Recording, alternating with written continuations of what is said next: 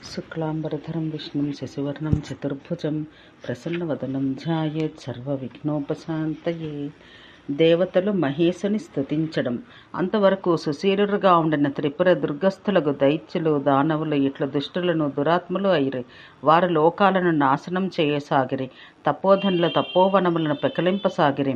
దైత్యుల సింహనాదంతో ప్రాణులు భయభీతములు కాసాగెను. త్రైలోక్యంలో భయంతో సమ్మోహితమై చీకటిలో కన్నులు కనబడనట్లయ్యను. అంతటా ఆదిత్యులు, వసువులు, సాధ్యులు, పితరులు, మరుద్గణములు భీతులై లోక ప్రపితామహుడగు బ్రహ్మను శరణు వేడబోయిరి.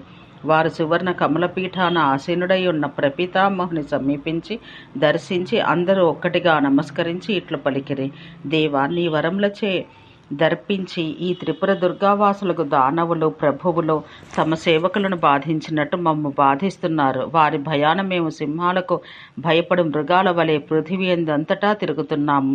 వారి భయంతో తిరుగు మాకు మా పత్ని పుత్రుల పేర్లు కూడా జ్ఞప్తిలో లేకుండా పోయినవి. దానవుల ఉపద్రవాల నుండి నీవు మమ్ము కాపాడనిచో త్వరలోనే జగమన దేవతలు కాని మానవులు కాని ఒక్కడనూ లేకపోవట నీవే చూడగలవు. ఇట్లు పలికిన చంద్రుని వంటి ముఖకాంతులు గల దేవతల వచనాలు విని పద్మభవుడగు బ్రహ్మ వారితో ఇట్లనెను: దేవతలారా, మీరును గొప్ప బుద్ధిమంతులు కదా, ఆలోచింపుడు. నేను వారితో వరప్రదాన సమయాన్ని పలికినట్లు వారి నాశనమునకు ద్వారభూతమగు సమయం దగ్గరకు వచ్చింది. కానీ నేనన్నట్లు వారి త్రిపుర దుర్గమును ఒకే బాణంతో కొట్టగలవారు పరమేశ్వరుడు తప్ప మీలో ఒక్కరును ఉన్నట్టు నాకు కనబడటలేదు.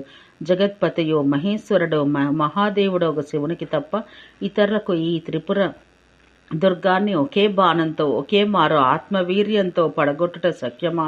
కనుక మీరందరూ సరి అన్నచో మనం అందరము పోయి క్రతువిధ్వంసేగు హరిని వేడుకొందాము. అప్పుడు త్రిపుర దుర్గాన్ని నశింపజేయును. ఆ మయుడు త్రిపురాలను తాను ఒకే ఒక ప్రహారంతో కొట్టుట సత్యం కాకుండానట్టు ఒక్కొక్క పురపు విష్కంభము కాని ఒక పురమునకు మరి ఒక పురమునకు అంతరం కాని 100 యోజనములుండునట్లు వాణ్ణి నిర్మించినాడు. వాడు వాణ్ణి పుష్యయోగాన నిర్మించెను. త్రిలోచనుడగు శివుడైనచో ఒకే బాణాన పుష్యయోగమందే అన్నింటిని ఒకే మారు క్షణమున దహించగలడు. విష్కంభం అనగా నడిమి కొలత. దైత్యభయ దుఃఖితులకు దేవతలు అట్లే పోవదమనగా బ్రహ్మయు వారితో కలిసి శివుని కొలువనకు పోయెను.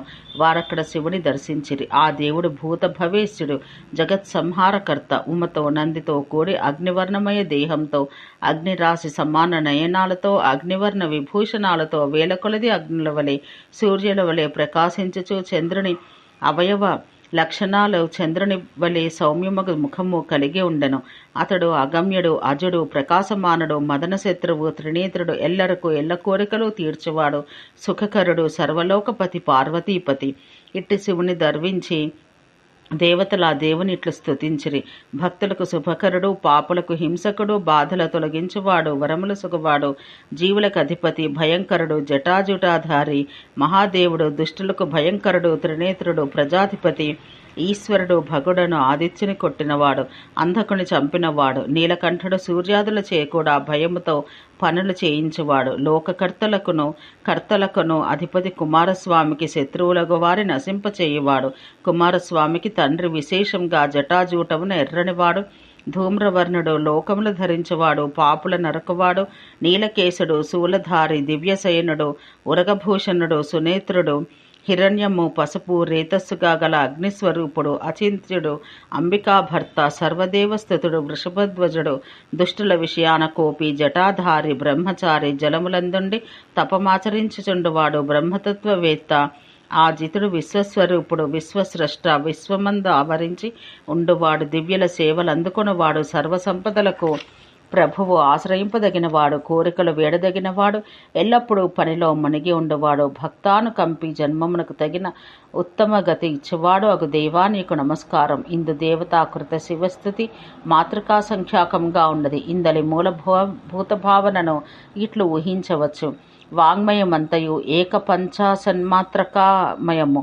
ఆ నుండి అహా వరకు 16, కా నుండి మా వరకు 25, యా రా లా వా శేష సా హా లా క్ష 10, మొత్తం 71 కావుననే శబ్దబ్రహ్మరూపయగు శ్రీదేవిని మాతృకారూపణగా ఉపాసిస్తారు. కావున ఇట్లు మాతృకా సంఖ్యాక నామాలతో స్తుతించుట, సమస్త వాంగ్మయంతో స్తుతించుట, శబ్దరూపయగు పరమేశ్వరికిని పరమేశ్వరునకును అర్ధరూపుడగు అభేదమును భావన చేసి సకల బ్రహ్మతత్వం ఉపాసించుటయనగును.